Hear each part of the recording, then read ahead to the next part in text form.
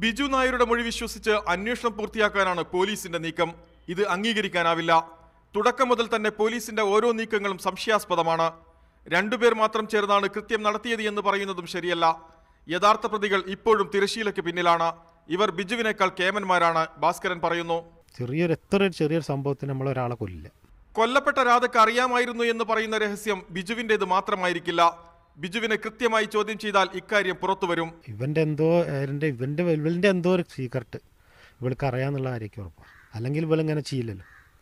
ഇവൻ പറയണേർത്ത് അത് എന്താണെന്നുള്ളതാണ് നമുക്ക് അറിയേണ്ടത്. രാധ തന്നെ ബ്ലാക്ക്മെയിൽ ചെയ്തിരുന്നു എന്ന് പറയുന്നത് പച്ചക്കള്ളമാണ്. അത് വെറുതെ പറയണം, വെറും നുണയണം അവൻ പറയും. അത് വെറുതെ പോലൊരു കെട്ടിച്ചമച്ചൊരു കമ്പത്താൻ മാത്രം.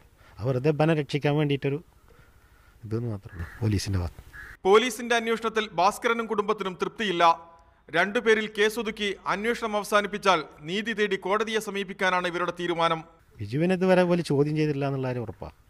ബിജുവിൻ്റെ കീശത്തെ ആ പേപ്പറിൽ കണ്ടാറ കീശത്തെ പെന്ന് വരെ നഷ്ടപ്പെട്ടില്ല. ആ ഫോട്ടോ എടുത്ത് നോക്കി നമുക്ക് അറിയാൻ കഴിയും ആരോ പിന്നിൽ. അതാണ് അതാ ഉദ്ദേശിക്കുന്നത്. ആരാണ് എന്നുള്ളതാണ്. കേമനാവും, സ്വാധീനമുള്ള ആളാവും. അല്ലെങ്കിൽ കഴിയില്ലല്ലോ. ഒരു ഓഫീസിൽ വെച്ച് ചെയ്യുമ്പോൾ നമുക്കൊരു പേടി ഉണ്ടാവില്ലേ. രാധയുടെ ബന്ധുക്കൾ ഉയർത്തിയ സംശയം വിരൽ ചൂണ്ടുന്നത് അധികാര കേന്ദ്രങ്ങളിലേക്കാണ്. അതുകൊണ്ട് തന്നെ സത്യസന്ധമായ ഒരു അന്വേഷണം പോലീസിന്റെ ഭാഗത്ത് നിന്നുണ്ടാകുമോ എന്നാണ് ഇനി അറിയേണ്ടത്. നിലമ്പൂരിൽ നിന്നും ക്യാമറ പേഴ്സൺ CR രജിത്തിനൊപ്പം ജലീൽ.